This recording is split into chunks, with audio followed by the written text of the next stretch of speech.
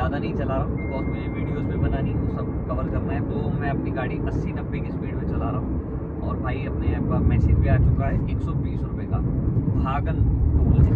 इस टोल का नाम है भागन, ठीक है जी। भागन टोल पे अपना जो टोल कटा है वो है 120 रुपये। तो ये पहला टोल था और आपको आगे बताऊंगा कितने टोल हो रहे हैं, कितने टोल आएंगे, उसका क्या क्या चार्जेस है, तो सारी चीज़ आपको इस वीडियो में कवर करके बताऊंगा। तो भाई यहाँ से पानीपत रह गया 34 किलोमीटर दूर, 34 किलोमीटर की दूरी है पानीपत की। और रास्ता अभी तक बिल्कुल सही है, कोई दिक्कत वाली बात नहीं है।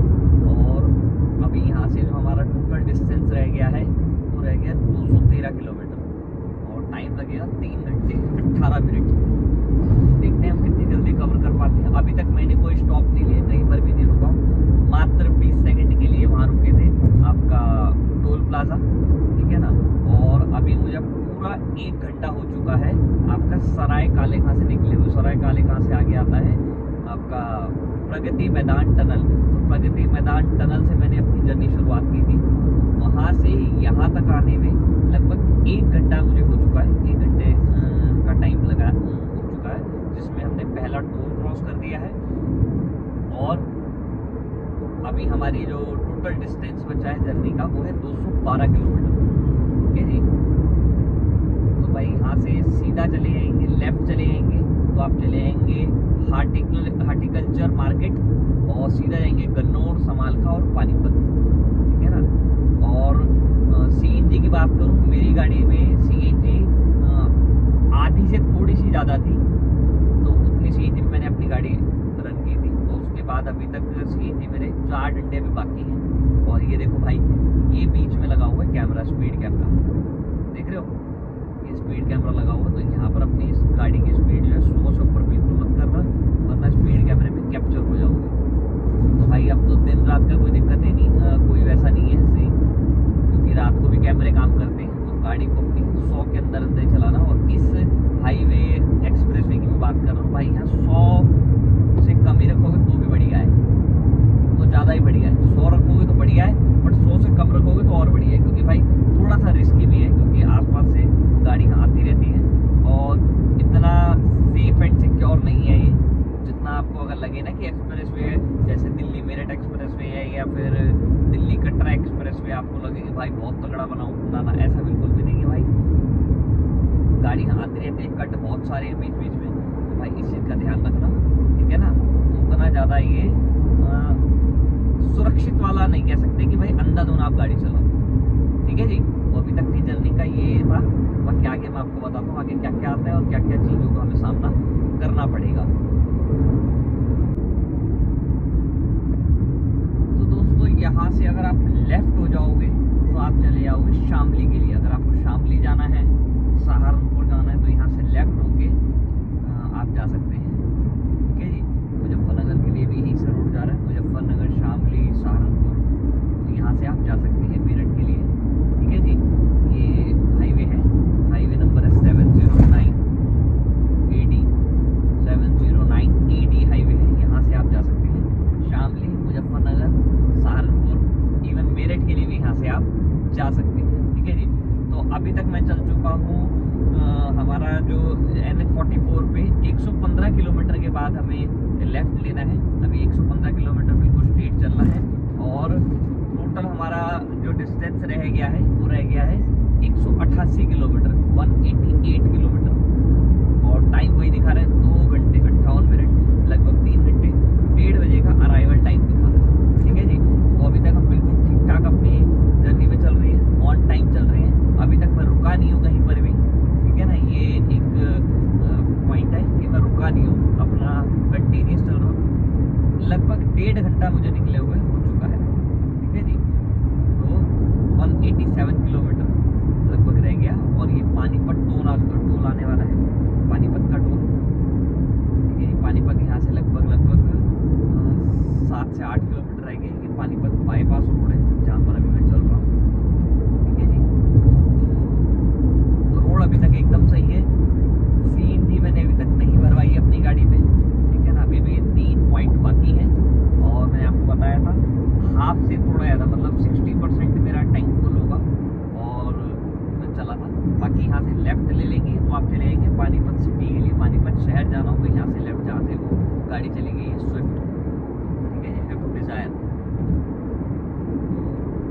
गया है अपना पानीपत, पानीपत का जिसे कहते हैं बाईपास रोड। ठीक है जी, यहाँ तक भी अभी 100 की स्पीड लिमिट है।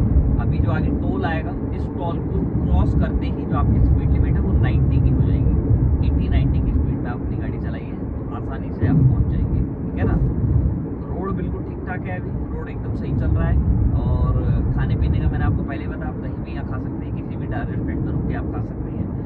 पानीपत शहर यहाँ से 4 किलोमीटर दूर है, चंडीगढ़ 152 किलोमीटर है और अम्बाला 114 किलोमीटर। तो ठीक हमें 112 किलोमीटर तक चलना है और वहाँ से उड़ना है लेफ्ट पटियाला के लिए। ठीक है जी। देखिए यहाँ से आपकी जो स्पीड लिमिट है वो हो गई है 90 की। तो जैसे ही आपने क्रॉस किया तो आपकी स्पीड लिमिट हो जाएगी 90 की। ठीक है जी। तो स्पीड लिमिट का जरूर ध्यान रखें, इस चीज़ का ज़रूर ध्यान रखें, क्योंकि कैमरा हर जगह लगे हुए हैं और कोई ट्रैफिक पुलिस का कोई सिस्टम नहीं है। आपके कैमरे में आ जाएगा तो भाई साहब आपको फिर चालान भुगतना पड़ेगा। तो इसलिए, और जो स्पीड लिमिट रखी है ना उससे 5-10 किलोमीटर 10 की स्पीड कम भी चलाओगे तो भी चलेगा, कोई दिक्कत नहीं है। क्योंकि मैंने ज़्यादा स्पीड से भी गाड़ी चला के देखी, आपको सही बता रहा हूँ। हाँ, रुकने से टाइम आपका कंज्यूम होता है, टाइम आपका ज़्यादा लगता है। बट अगर आप स्पीड से गाड़ी चलाते हो ना तो मुश्किल से मुश्किल बता रहा हूँ, मुश्किल से मुश्किल अगर 200 किलोमीटर की जर्नी है तो उसमें मुश्किल से मुश्किल आपका आएगा 15 से 20 मिनट का गैप। अगर 200 किलोमीटर की जर्नी और फुल स्पीड में आप गाड़ी चला रहे हैं, बढ़िया टनाटन 100 की स्पीड है तो आप 120 की भगा रहे हैं, ऐसे अगर चला रहे हैं। ठीक है ना, 15 से 20 मिनट। और अगर 100 किलोमीटर की जर्नी है या 100 से कम है तो 5 से 10 मिनट का गैप आएगा, उससे ज़्यादा नहीं आने वाला।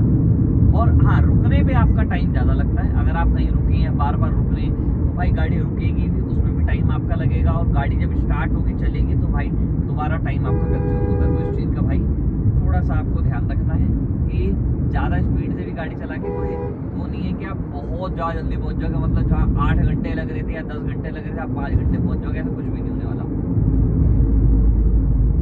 ठीक है ना। ये भाई सबको देखो भाई, एक चीज़ का और ध्यान रखना, अगर मान लो आपको स्पीड आपको कम चलानी है तो आप मिडल वाली या साइड वाली लेन में चलाएं। अगर आपको ओवरटेक नहीं करना, जो स्पीड लिमिट है उसमें नहीं चलना, तो भाई आप गाड़ी जो है ना अपनी बिल्कुल राइट वाली लेन में मत रखो। अब ऐसे गधों की वजह से ना क्या होता है कि गलत जगह से ओवरटेक करना पड़ता है, जबकि ओवरटेक करने का राइट साइड से होता है। जो सही रूल है, वो नियम ये है कि आप राइट साइड से ओवरटेक कीजिए, जो रोड का नियम है। बट भाई ऐसे जो ना समझ लोग होते हैं, जिनको पता ही नहीं है गाड़ी क्या चलानी है, कैसे चलानी, कहाँ पे चलानी चाहिए, उनकी वजह से गलत जगह से ओवरटेक करना पड़ता है। अब यहाँ पे 90 की स्पीड है, अगर आपकी 90 की स्पीड में आप गाड़ी चला रहे हैं तो आप बिल्कुल राइट वाली लेन में चलाइए या मिडल से। अगर आपकी गाड़ी स्लो आप चला रहे हैं 50-60 की, तो लेफ्ट में बिल्कुल रखिए, आराम से चलाइए, कोई आपको परेशान नहीं करेगा। वरना भाई कोई ना कोई हॉर्न तो आपको देता रहेगा, क्या फ़ायदा उस चीज़ का। तो ये भाई अपना पानीपत का बाईपास रोड, ठीक है ना। और यहाँ से बाईपास क्रॉस करते ही आ जाएगा आपका पानीपत टोल।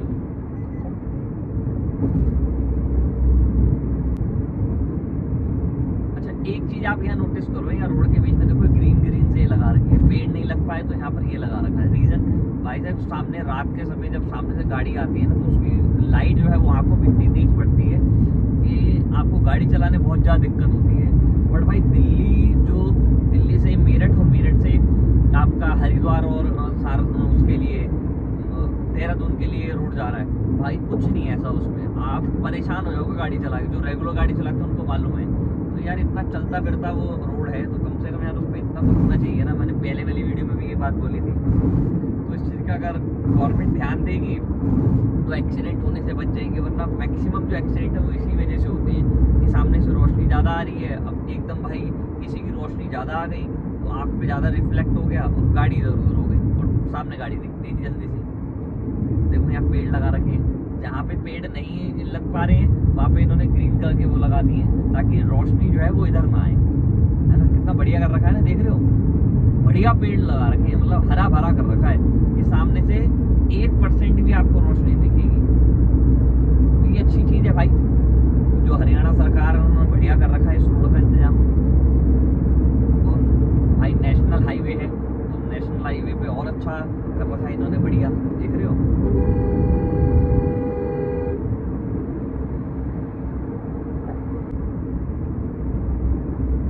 भाई अपना सेकंड टोल आ चुका है इस जर्नी का, ठीक है जी। और ये आ गया पानीपत टोल। इस टोल पे जो अपने को पे करना होगा 40 रुपीज़, 40 रुपये का इसका चार्जेस है। और बाकी तो भाई कटने के बाद पता लगेगा। वैसे 40 रुपये, इससे पहले भी मैं जब मैं आऊँ और बोर्ड पे भी लिखा हुआ है 40 रुपये, क्योंकि कई सारे हाईवे का भाई अब जो है टोल रेट जो है वो बढ़ा दिया है। बाकी भाई वो तो अब जब टोल कटेगा तभी पता लगेगा कितने रुपए का टोल कटा है, ठीक है जी। चलते हैं और देखते हैं भाई कितने रुपए का टोल है। मेरे हिसाब से 40 रुपये ही है, क्योंकि 40 ही कटता है। बाकी भाई टोल कटने के बाद पता लगेगा कितने रुपए का टोल है, ठीक है जी।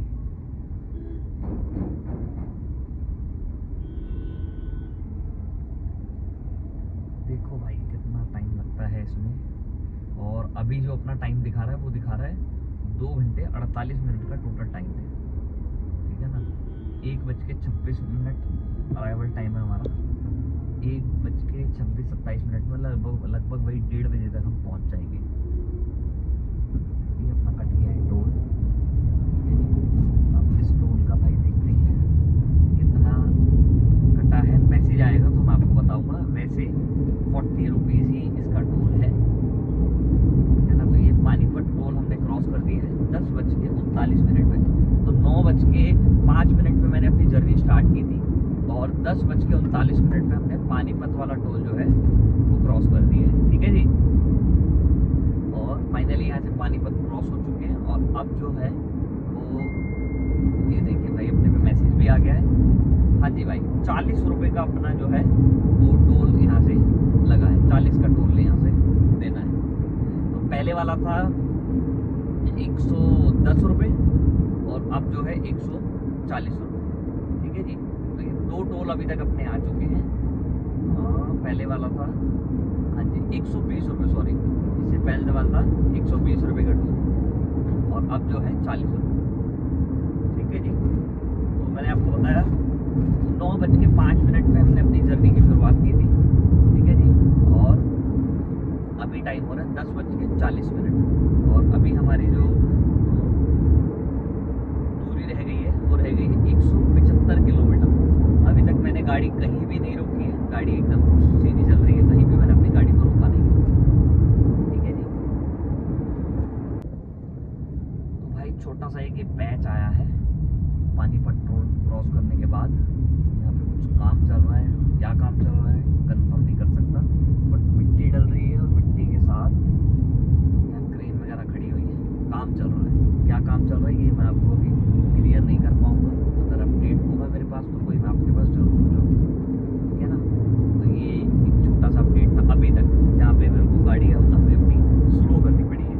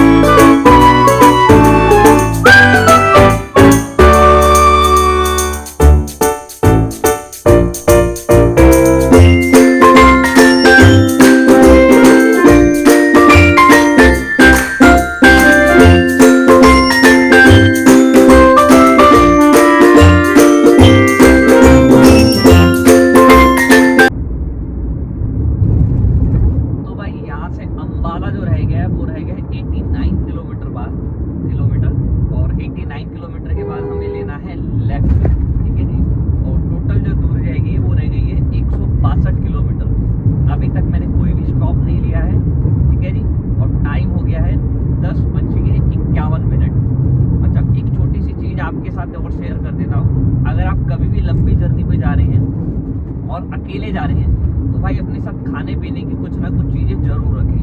चिंगम रखें, कैंडी रखें, टॉफीज वगैरह रखें, या फिर कोई नमकीन रखें, ये जरूर रखें। मतलब आपका जो मुंह है ना वो आपका चलता रहना चाहिए। अगर मुंह चलता रहेगा तो क्या होगा, आपको नींद नहीं आएगी। मैक्सिमम मैंने केसेस में देखा है, सुना है लोगों से कि भाई उनको नींद आ जाती है और गाड़ी चल नहीं पाती और एक्सीडेंट हो जाता है। तो भाई इस केस में ना आप ध्यान रखो कि आप जो है अपना मुंह आपका मूवमेंट करता रहे। चिंगम, टॉफी वगैरह कुछ ना कुछ अपनी गाड़ी में जरूर रखें, हमेशा ही रखें, ठीक है ना।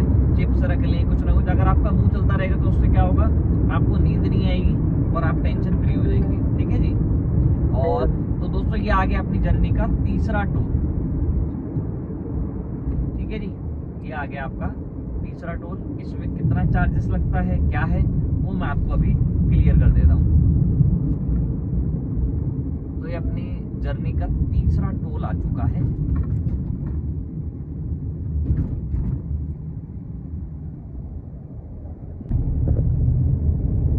तो भाई तीसरा टोल जो है वो क्रॉस कर दिया है, थर्ड टोल क्रॉस। और अब जो है आगे बढ़ रहे हैं। इस टोल में जो हमारा चार्जेस लगा है वो लगा 195 रुपये का टोल है, 195 रुपीज़। मेरे ख्याल से बहुत ज़्यादा एक्सपेंसिव है ये टोल शायद, और पहले मैंने कभी ध्यान नहीं दिया, बट भाई 195 रुपये तो बहुत ज़्यादा है। 120 वाला पहले का हुआ, 40 का फिर आया, और अभी आया 195 रुपये का टोल। भाई ये वाला टोल कुछ ज़्यादा ही महंगा है रोड कंडीशन के हिसाब से, क्योंकि भाई 200 रुपये का तो toll Delhi Katra express way पे है। दिल्ली कटरा एक्सप्रेस वे पर 200 रुपीज़ का टोल लगता है। अगर आप कैथल साइड से दिल्ली कटरा एक्सप्रेस वे पे चढ़ते हैं और सीधा उतरते हैं आपका दिल्ली, तो आपका लगभग 200 रुपये पूरा टोल लगता है। तो 195 रुपये तो उस हिसाब से ज़्यादा है। तो उस रोड से अगर इस रोड को कंपेरिजन करें तो भाई वो ज़्यादा सस्ता पड़ेगा आपको। जो आपका दिल्ली कटरा एक्सप्रेस वे वो ज़्यादा सस्ता आपको पड़ेगा, ये महंगा पड़ेगा, जो कि इसमें बल्कि इसमें टाइम भी ज़्यादा लग रहा है आपका, क्योंकि भाई बीच बीच में ट्रैफिक ज़्यादा है तो आपको ब्रेक भी लगाने पड़ रहे हैं, टोल आ रहे हैं तो वहाँ भी आपको रुकना पड़ रहा है, ठीक है ना। बट यहाँ पर खाने पीने का ऑप्शन और नंबर 2 जो है आपका CNG का ऑप्शन वो भरपूर मात्रा में। बट भाई CNG इतनी छोड़ना चाहिए, CNG इसका मतलब है थोड़ा हर 10 मिनट में भरवानी है। एक बार टैंक फुल करा लिया तो भाई कम से कम 200-250 किलोमीटर तो गाड़ी खींची जाती है, और 200-250 किलोमीटर की जर्नी है, लगभग 250 पौने 300 किलोमीटर पड़ जाता है, 260-70। तो भाई अभी तक का अगर मैं अपना एक्सपीरियंस शेयर करूं तो जो दिल्ली कटरा एक्सप्रेस वे से पटियाला जाना है वो ज़्यादा बढ़िया है आपके लिए, ठीक है जी। चलिए आगे बढ़ते हैं, ये तो भाई बातें चलती रहेंगी। तो भाई यहाँ से करनाल है 6 किलोमीटर, अम्बाला है 86 किलोमीटर, और जालंधर है 258, मतलब कि 258 किलोमीटर दूर है। बाकी अभी तक स्टॉपेज कहीं पर भी नहीं लिया, कोई भी किसी भी तरीके को स्टॉप नहीं लिया, ना ही फ्यूल के लिए और ना ही खाने पीने के लिए।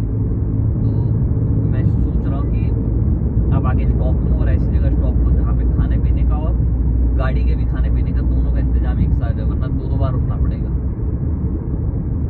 देखते हैं भाई आगे कहाँ मिलता है, कहाँ ऐसा कोई ऑप्शन है। तो बहुत सारे इस रोड पे, ऐसी कोई दिक्कत नहीं है, बट ऑप्शन देखना पड़ेगा है कहाँ पर, ठीक है ना।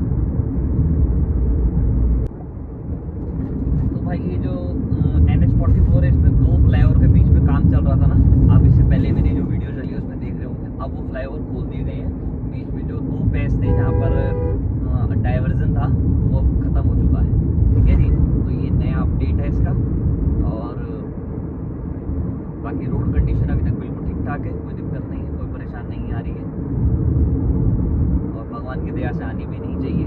और अभी यहाँ से लगभग 81 किलोमीटर चलना है स्ट्रेट बिल्कुल सीधा, और टोटल जो डिस्टेंस रह गया है पटियाला फ्लाइंग क्लब का वो रह गया है 141 किलोमीटर, ठीक है जी। और रोड अभी तक ठीक ठाक चल रहा है, एकदम सही चल रहा है, कोई दिक्कत परेशानी वाली बात नहीं है। मतलब यहाँ तक अभी तक मैं बताऊँ तो कोई भी इंसान, नॉर्मल पर्सन जो गाड़ी चलाने में इतना अगर एक्सपर्ट भी नहीं है, वो भी अपनी गाड़ी को लेकर के आ सकता है। बट भाई ड्राइविंग लाइसेंस जरूर, ये जरूर चेक करना, अपने पास ध्यान रखना, क्योंकि ड्राइविंग लाइसेंस ज़रूरी नहीं है कि ये उसी काम आए कि आपको पुलिस वाला ना पकड़े। ड्राइविंग लाइसेंस बेसिकली एक तो आपका ड्राइविंग ये क्लियर हो जाता है कि आप परफेक्ट ड्राइवर हैं, गाड़ी चलानी आती है आपको। नंबर 2, अगर बाई चांस कहीं पर कोई एक्सीडेंट हो गया, कुछ भी इंसिडेंट हुआ, पहली बात तो ये भगवान ना करे कोई ऐसा हो, अगर बाई चांस अगर ऐसा कुछ होता भी है तो क्या होगा उस केस में, अगर मान लीजिए आपकी गलती नहीं भी है तो भाई अगर आपके पास ड्राइविंग लाइसेंस नहीं है ना तो दिक्कत आपको ज़्यादा होगी, ठीक है ना। तो इस चीज़ का भाई ज़रूर ध्यान रखना, ड्राइविंग लाइसेंस ज़रूर अपने पास होना चाहिए। अब वो बनवाओ कैसे वो आपको देखना है। मैं अपना अगर पर्सनल एक्सपीरियंस शेयर करूँ तो भाई मैंने ड्राइविंग लाइसेंस खुद जाके बनवाया था, कोई दलाल नहीं, कोई कुछ नहीं। द्वारका सेक्टर 21 वाला, सेक्टर 22 वाला जो आपका अथॉरिटी है वहाँ से मैंने बनवाया था, और भाई खुद जाके मैंने बनवाया था। पहले मुझे भी किसी ने सलाह दी थी कि भाई आप जो है दलाल से बनवा लो, इससे बनवा लो, उससे बनवा लो, बट भाई ऐसा कुछ भी नहीं हुआ। मैं डायरेक्ट गया, टेस्ट दिया और अपना ड्राइविंग लाइसेंस बनवाया, ठीक है ना। चलिए आगे बढ़ते हैं। और अगर भाई आपको ये आया है न्यू अनाज मंडी मार्केट, अनाज मंडी जाना है नई वाली करनाल, तो यहाँ से आप लेफ्ट हो जाइएगा, ठीक है ना। ये जो आगे कट आ रहा है इससे आप लेफ्ट हो जाएंगे तो आप चले जाएंगे न्यू अनाज मंडी करनाल। हो सकता है कोई पुरानी अनाज मंडी भी हो, तो नई अनाज मंडी के लिए ये जो कट है यहाँ से आप हो जाइएगा लेफ्ट। ये देख रहे हो यहाँ सामने ऑटो निकल के आया बाहर, तो इसी रीज़न से मैं बता रहा हूँ कि ये जो है ना ठीक है हाईवे है, बट इतना सेफ नहीं है जितना आप मान के चल रहे हैं कि भाई कन्याकुमारी से कश्मीर तक है तो टनाटन ही होगा, ऐसा बिल्कुल नहीं है। तो इस चीज़ का भाई ध्यान रखें, ठीक है जी। तो भाई अभी जो दूरी रह गई है वो रह गई है 130 किलोमीटर टोटल रह गया है, ठीक है जी। और अभी मैं यहाँ से अगर आप फ्लाईओवर के नीचे से राइट ले लें तो यमुनानगर और लाडवा और न्यू बस स्टैंड अगर आपको जाना हो तो यहाँ से फ्लाईओवर के नीचे से आपको लेना होगा राइट। पहले यहाँ से कट लेंगे बाहर की तरफ लेफ्ट में, और फिर फ्लाईओवर के नीचे से हो जाएंगे राइट, तो आप चले जाएंगे लाडवा के लिए, ठीक है जी। और अभी लगभग 70 किलोमीटर और चलना है स्ट्रेट। बाकी भाई आगे एक CNG पंप दिखा रहा है, तो कोशिश यही है कि यहीं से ही CNG भरवाऊँ। बाकी जैसा भी होता है मैं आपको बताता हूँ। रोड अभी तक बिल्कुल ठीक है, कोई दिक्कत परेशानी वाली बात नहीं है, और ऑन टाइम अभी चल रहा हूँ। अराइवल टाइम दिखा रहा है, वो दिखा रहा है 1:26, मतलब वही लगभग 1:30 बजे के आसपास का अराइवल टाइम दिखा रहा है।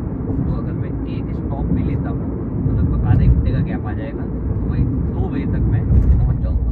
मतलब 9 बजे निकल के तो 2 बजे तक का टाइम है, 2 बजे तक आप पहुँच जाएंगे। और अभी तक की जर्नी में यही क्लियर हुआ कि इससे जो बेटर रोड है वो है आपका NE5 नेशनल एक्सप्रेसवे 5 जो है दिल्ली से कटरा के लिए। उससे आप जाएंगे तो आपको बहुत बढ़िया रहेगा, बहुत अच्छा रहने वाला है, ठीक है ना। तो भाई यहाँ से कट तो दिखा रहा है, बट ये कट जो है छूट गया CNG के लिए। कट तो है, इतना छोटा कट था दिखाई नहीं। और यहाँ से अम्बाला कैंट है 72 किलोमीटर, और लुधियाना है 186 किलोमीटर। कट सही था वैसे ये वाला मयूर ढाबे वाला, यहाँ मयूर ढाबे पे आप कुछ खा लेते क्योंकि ढाबा भी ठीक है और दूसरा CNG पंप भी है यहाँ पर, दोनों चीज़ अवेलेबल है। तो भाई कोशिश करता हूँ अगर आगे से U-टर्न मिल गया तो U-टर्न ले करके इसी ढाबे पर रुक करके अपना नाश्ता भी कर लेते हैं, और साथ साथ जो है नहीं यार U-टर्न बहुत लंबा है। तो भाई मयूर ढाबे पे आप चाहें तो रुक सकते हैं अगर आप यहाँ जर्नी कर रहे हैं। मयूर ढाबे पे आपको ब्रेकफास्ट भी मिल जाएगा, अगर कुछ खाना पीना अच्छा ढाबा है, और बैठने के भी ठीक ठाक इसमें हिसाब किताब है, और जो है रेट भी ठीक ठाक है, ठीक है जी। तो भाई यहाँ से लेफ्ट हो जाएंगे तो चले जाएंगे कैथल के लिए, और राइट चले जाएंगे तो कर्ण लेक के लिए, ठीक है जी। अगर आपको कैथल जाना है तो यहाँ से होना होगा लेफ्ट, ये जो आगे कट आ रहा है इस कट से अगर आप लेफ्ट हो जाएंगे तो आप चले जाएंगे कैथल, ठीक है जी। भाई आगे दिखा रहे हैं झिलमिल ढाबा, CNG पंप अवेलेबल है या नहीं है ये कंफर्म नहीं है इस वाले कट पे, तो कैथल वाला कट है।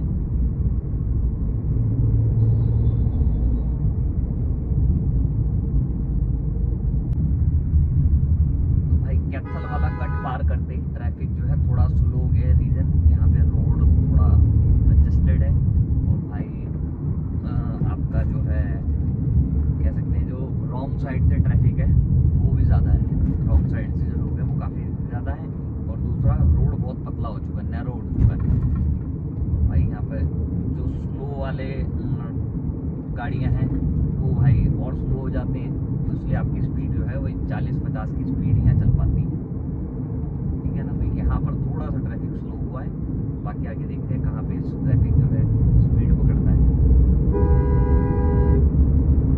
हाँ बस यहीं तक का था, जो कैथल वाला कट है ना, कैथल वाले कट पार करते ही मुश्किल से 200 मीटर आगे ट्रैफिक थोड़ा स्लो है, और दूसरा जो है रास्ता पतला है इसलिए ट्रैफिक स्लो हुआ, मतलब वही 100-200 मीटर का गैप था, उसकी वजह से थोड़ा ट्रैफिक स्लो, बट आपका जो डिस्टेंस है ना वो बढ़ जाता है। अब देखो टाइम बढ़ गया है, 1 मिनट का बढ़ गया है, मतलब 1 घंटा अब 27 मिनट लगेगा। अच्छा यहाँ आगे CNG पंप दिखा रहा है भाई, ऑनलाइन CNG, तो यहाँ देखते हैं अगर यहाँ CNG मिल गई तो यहीं से भाई अपनी गाड़ी में CNG भरवाएंगे। कहाँ दिखा रहा है, नीचे दिखा रहा है यार, नीचे जाना पड़ेगा CNG भरवाने के लिए। चलो यहाँ से नीचे CNG भरवा लेते हैं, और यहीं पर देखते हैं कि यार अगर कुछ ब्रेकफास्ट वगैरह का मिल गया ना तो यहीं से अपना ब्रेकफास्ट वगैरह करके फिर आगे की जर्नी कंटिन्यू करेंगे। बट अभी भी भाई मेरी गाड़ी में जो CNG है वो 2 पॉइंट बाकी है, मतलब 1 पॉइंट और ख़त्म है, 1 पॉइंट अभी भी बाकी होगा इसके बाद। शो तो 2 पॉइंट कर रहा है, ठीक है जी। कैथल वाला कट पार करते ही मैंने थोड़ा सा लिया है भाई अपना नीचे की साइड, और ये सिर्फ इसलिए लिया है कि अगर यहाँ पर फ्यूल पंप हुआ, दिखा तो रहा था यार ऑनलाइन, तब देखो या इंडियन ऑयल वाले पे है या नहीं। अच्छा आगे है, और थोड़ा सा मैं गलत उधर गया, पहले आगे जाकर के कट है CNG के लिए, जो ऑनलाइन CNG अवेलेबल है जहाँ पे, यहाँ पे CNG ना इस वाले पे नहीं है CNG, ये इंडियन ऑयल वाले पे नहीं है, तो दोबारा से मुझे ऊपर चढ़ना पड़ेगा हाईवे पे, और हाईवे पे चढ़ने के बाद आगे दिखा रहा है ICL का CNG पंप। यहाँ से गए हम ऊपर जाने के बाद यहाँ से स्टार्ट हो गया आपका कुरुक्षेत्र, ठीक है जी।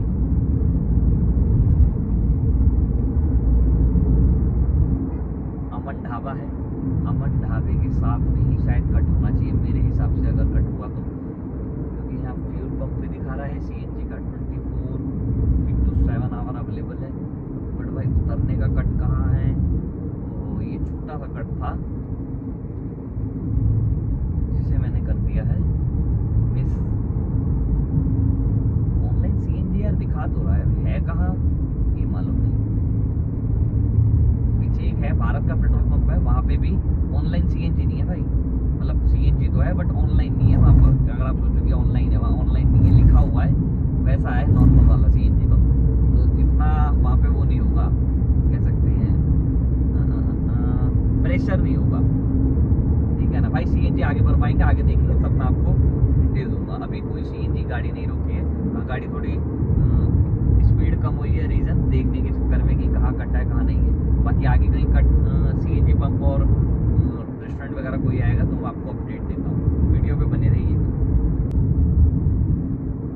तो भाई यहाँ से अम्बाला कैंट रह गया है 63 किलोमीटर, लुधियाना रह गया 173, और यहाँ पे भाई मैं CNG भरवाने के लिए अपनी गाड़ी में यहाँ से ले रहा हूँ लेफ्ट।